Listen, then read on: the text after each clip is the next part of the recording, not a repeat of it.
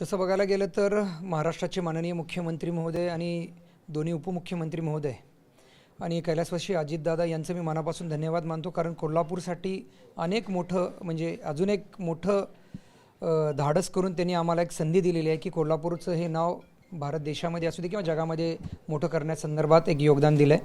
एक कोल्हापूरकरांच्यासाठी एक चांगली मोठी अपॉर्च्युनिटी आम्हाला त्यांनी दिलेली आहे. निश्चित यामध्ये कोल्हापूर क्रिकेट असोसिएशन, माननीय खासदार धनंजय महाडिक साहेब, त्याचबरोबर जिल्ह्याचे पालकमंत्री आदरणीय आबिटकर साहेब, माजी खासदार संभाजीराजे, आदरणीय आमचे नेते चंद्रकांत दादा यांच्या सगळ्यांशी चर्चा करून याचा सातत्यानं आम्ही पाठपुरावा करत होतो. निश्चितपणे आम्हाला यामध्ये खात्री आहे की हा कोल्हापूरच्या क्रीडाप्रेमींसाठी, क्रिकेटप्रेमींसाठी सुद्धा खूप मोठं संधी आम्हाला मिळते. याच्यामध्ये योगदान या ठिकाणी आम्ही देण्याचं त्यांच्यासाठी आणि गेले कित्येक वर्ष, गेले 30-35 वर्ष झालं या सगळ्यांचा प्रयत्न होता की कोल्हापूरमध्ये एक आंतरराष्ट्रीय क्रिकेट स्टेडियम व्हावं.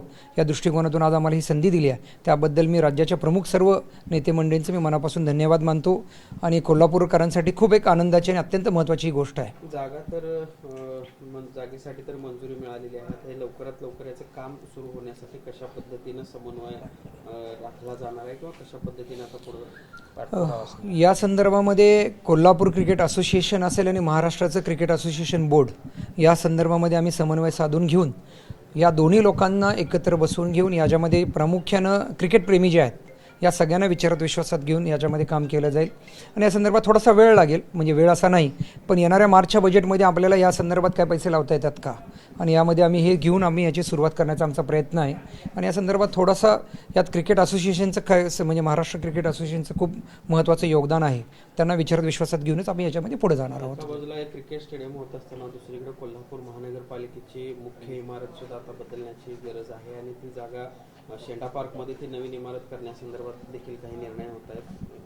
तो देखील जागा आपल्या मतदारसंघात नाही, निश्चितच या शेंडा पार्क या ठिकाणी आपण आत्ताच बघायला गेलं तर या कोल्हापूर महानगरपालिकेचं आता वाढतं सगळं हे व्यवस्थापन बघायला गेलं तर जुनी जागा ही अपुरी पडती आणि ह्यासाठीच आमचा खूप प्रयत्न होता. 14 ते 19मध्ये सुद्धा यासाठी आम्ही प्रयत्न केला होता. कारण त्यावेळी माननीय मुख्यमंत्री देवेंद्र फडणवीस साहेब होते, नगरविकास खातं त्यांच्याकडे होतं.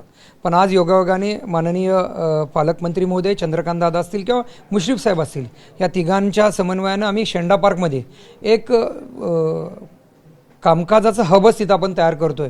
आज नुसती महानगरपालिकेची इमारत नाही तर नवीन कलेक्टर ऑफिस पण त्या एरियामध्ये आपण करतोय. त्या ठिकाणी समाज कल्याण विभागाच्या म्हणजे ऑफिसेस होत आहेत, कामगार कल्याणचं ऑफिस होतं आहे. असं एक हब आपण त्या ठिकाणी तयार शेंडा पार्क या ठिकाणी करतोय.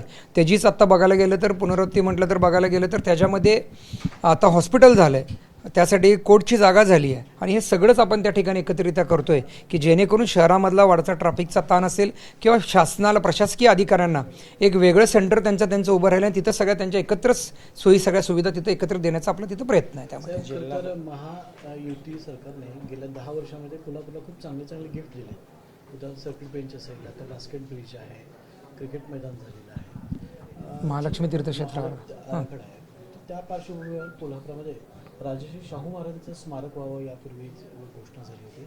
27 एकरचा परिसर खरं तर शाहूमध्ये आहे, ते पाठीमागे रखडलेलं आहे. त्यामुळे शाहूंची महती त्या निमित्तानं पर्यटकांसमोर जाईल आणि एक मोठं स्मारक होण्यासाठी काय प्रयत्न. नाही, निश्चितपणे या संदर्भामध्ये ज्या दिवशी मी निवडून आलो त्या दिवशी छत्रपती शाहू महाराजांना आदरांजली व्यक्त करूनच माननीय मुख्यमंत्री महोदयांना त्याच्या संदर्भात दिलेला आहे.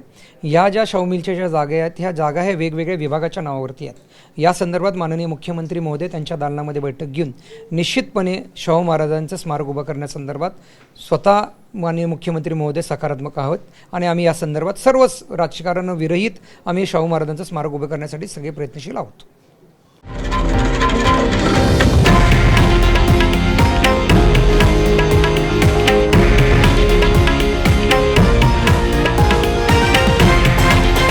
हे आहे देशातील नंबर 1 न्यूज नेटवर्क आणि आपण पाहत आहात TV9 मराठी, एकमेव.